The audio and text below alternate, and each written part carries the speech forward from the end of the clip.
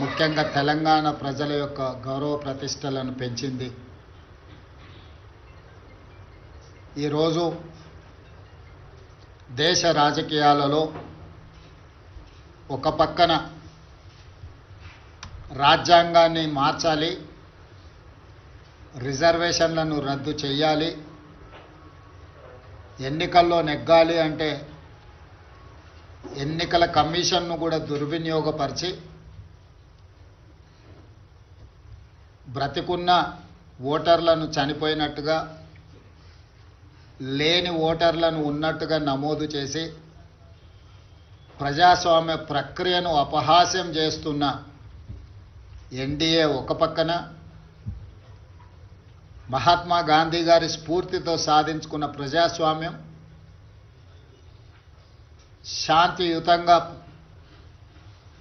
ప్రపంచాన్నే జయించవచ్చు అని ఆదర్శంగా నిలబడిన మహాత్మా గాంధీ గారి స్ఫూర్తితో డాక్టర్ బాబాసాహెబ్ అంబేద్కర్ గారు అందించిన రాజ్యాంగాన్ని రక్షించడం, రాజ్యాంగ స్ఫూర్తిని కొనసాగించడం, రాజ్యాంగబద్ధమైన సంస్థల్ని పరిరక్షించడం, ఇండియా కూటమి ఈరోజు ఇంకొక పక్కన. అందుకే రాజ్యాంగ వ్యతిరేకులైన, రాజ్యాంగాన్ని రద్దు చేయాలని కుట్రలు చేస్తున్న వాళ్లను ఈ ఉపరాష్ట్రపతి ఎన్నికల్లో ఓడించడానికి ఇండియా కూటమి రాజకీయ పార్టీలకు అతీతంగా, రాజకీయాలతో సంబంధం లేని ఒక వ్యవసాయ రైతు కుటుంబంలో జన్మించిన తెలంగాణ బిడ్డ, ఉస్మానియా యూనివర్సిటీ పట్టభద్రుడు, తెలంగాణ హైకోర్టు జడ్జిగా, ఇతర రాష్ట్రాలలో చీఫ్ జస్టిస్గా, సుప్రీంకోర్టు జస్టిస్గా సుదీర్ఘకాలం సేవలను అందించి రాజ్యాంగాన్ని పరిరక్షించడమే కాదు, రాజ్యాంగ నిపుణుడిగా పేరుగాంచిన జస్టిస్ సుదర్శన్ రెడ్డిని ఈరోజు అభ్యర్థిగా ప్రకటించడం మనందరికీ గర్వకారణము. ఈరోజు వారిని గెలిపించవలసిన బాధ్యత ప్రతి తెలుగువాడి మీద ఉన్నది.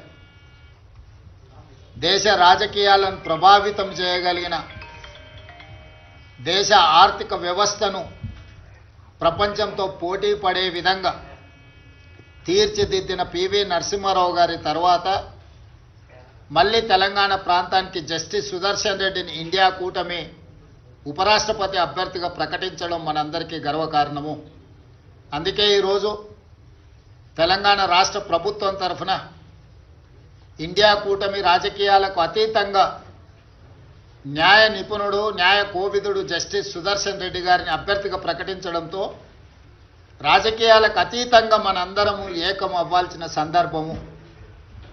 అందుకే ఈరోజు Telugu Desam party, YSR party, BRS party, MIM party, అదేవిధంగా ఉభయ రాష్ట్రాలలో ఉన్న బీజేపీ రాజ్యసభ, లోక్సభ మెంబర్స్ కూడా విజ్ఞప్తి చేస్తున్నా, తెలుగువాడికి దక్కిన గౌరవం జస్టిస్ సుదర్శన్ రెడ్డి ఉపరాష్ట్రపతి అభ్యర్థిగా ప్రకటించడం. అందుకే మనందరం కలిసికట్టుగా 42 మంది లోక్సభ సభ్యులు, 18 మంది రాజ్యసభ సభ్యులు, ఉభయ రాష్ట్రాలకు సంబంధించిన వాళ్ళందరం ఒక తాటి మీదకి వచ్చి జస్టిస్ సుదర్శన్ రెడ్డి గెలుపులో భాగస్వాములు కావాలి.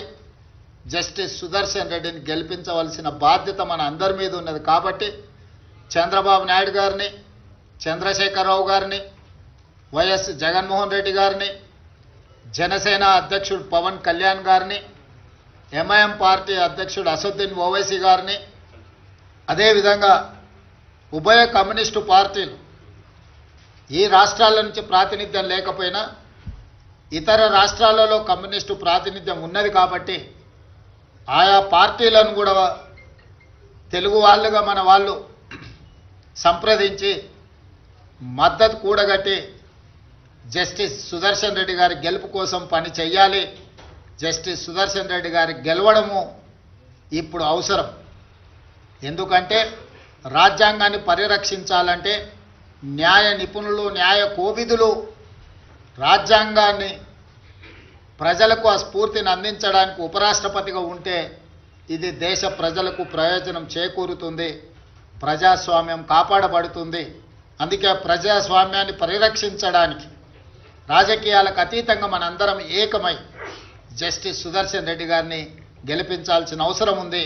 వారికి మద్దతు ఇవ్వవలసిందిగా ఉభయ తెలుగు రాష్ట్రాలలో ఉన్న రాజకీయ పార్టీలను, వాటి నాయకత్వాన్ని ఈరోజు తెలంగాణ కాంగ్రెస్ పార్టీ తరఫున, మంత్రివర్గం తరఫున వారందరూ కూడా నేను విజ్ఞప్తి చేస్తున్నా.